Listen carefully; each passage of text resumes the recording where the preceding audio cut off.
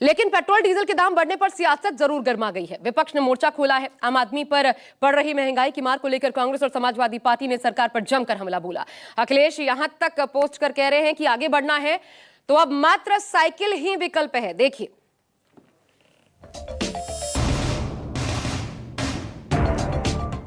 Petrol और diesel की कीमतों में बढ़ोतरी पर विपक्ष हमलावर हो गया है।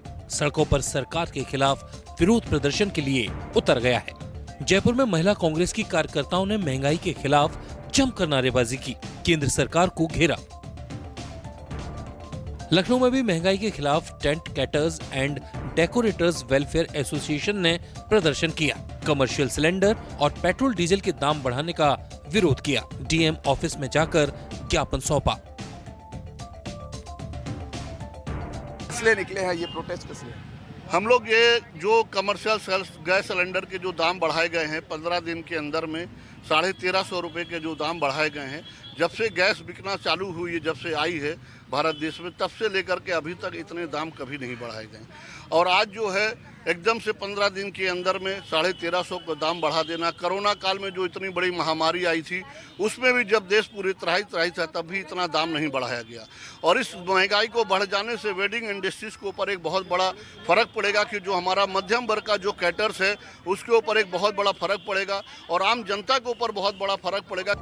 पेट्रोल डीजल की कीमत बढ़ने से आम आदमी को बड़ा झटका लगा है।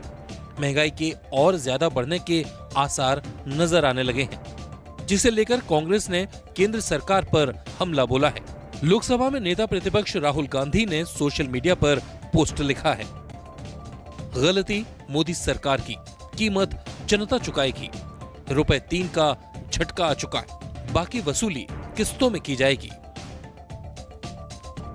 कांग्रेस अध्यक्ष मल्लिकार्जुन खड़गे ने भी पोस्ट कर सवाल उठाया कि जब कच्चे तेल के दाम कम थे तो सरकार ने राहत क्यों नहीं दी, फिर अब क्यों जनता पर महंगाई का बोझ डाला जा रहा है।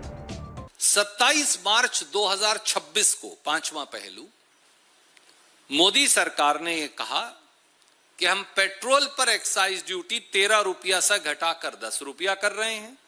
और डीजल तो हम बड़े खुश होकर गए, गांव वाले जो हैं ट्रैक्टर लेकर अपने अपने लाइन लेकर पहुंच गए कि भाई 10 रुपया डीजल सस्ता हो जाएगा। वहां जाकर पता चला कि 1 पैसा भी सस्ता नहीं हुआ, क्योंकि इसका सारा फायदा किसको मिला? 4 पब्लिक सेक्टर कंपनीज को, 1 रिलायंस को, 1 नायरा एनर्जी को।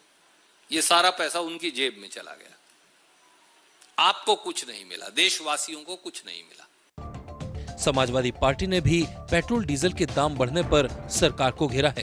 अखिलेश यादव ने एक कार्टून पोस्ट शेयर कर लिखा है कि आगे बढ़ना है तो साइकिल ही विकल्प है।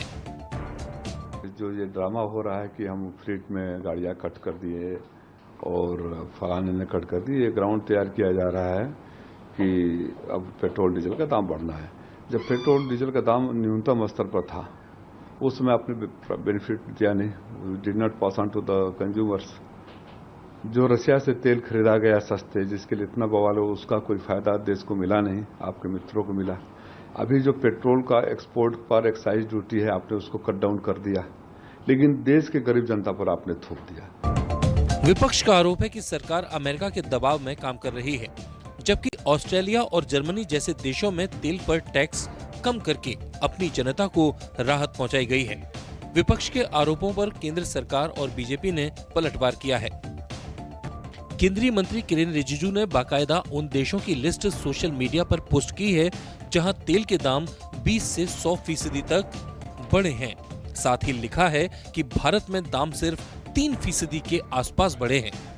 में विपक्ष के नकारात्मक राजनीति और नकारात्मक नैरेटिव का शिकार नहीं होना है। अगर देश हित में कोई निर्णय लिया जाता है तो हमें प्रधानमंत्री मोदी जी के साथ खड़ा होना होगा। उन्होंने कहा जितनी आवश्यक हो उतना ही बिजली की खपत करिए।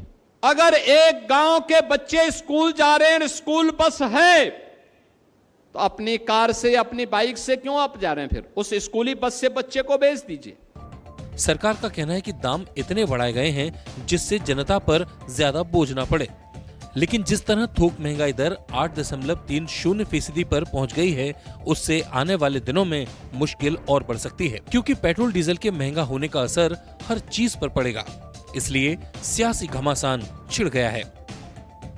रशिया हमें तेल दे रहा है, हमें गैस दे रहा है, कह रहे हैं हम तेरे से नहीं खरीदेंगे। क्यों नहीं खरीदेंगे? ट्रंप ने मना किया है।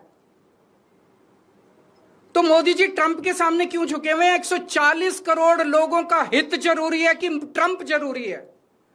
मोदी जी की क्या मजबूरी है कि ट्रंप के सामने झुके हुए हैं? श्री अखिलेश यादव जी को, श्री राहुल गांधी जी को और जो विपक्षी नेता है, जो सत्ता से बाहर कर दिए गए हैं जनता के द्वारा, वह सत्ता में बैठे हुए माननीय प्रधानमंत्री श्री नरेंद्र मोदी जी के नेतृत्व में सशक्त भारत, सक्षम भारत देखना नहीं चाहते। हम देख रहे हैं लगातार अभी वैश्विक जो संकट है उसको लेकर के दुनिया के सारे देशों में इस प्रकार के संकट हैं और कहीं कहीं 50-50 रुपए लीटर डीजल पेट्रोल के दाम बढ़ गए, लेकिन भारत में तो 3 रुपए लीटर के लगभग सब बढ़ा है। तो इससे जनता नाराज नहीं है, राजनीति करने वाले नाराज हैं, लेकिन इससे उनको कोई फायदा नहीं। जानकारों का मानना है कि तेल के दाम अभी और बढ़ सकते हैं, महंगाई और ज्यादा कमर तोड़ सकती है, क्योंकि पश्चिम एशिया का संकट जब तक नहीं सुलझता तब तक कच्चे तेल और गैस की कीमतों में कमी की संभावना नहीं दिख रही है। Bureau report, news 24।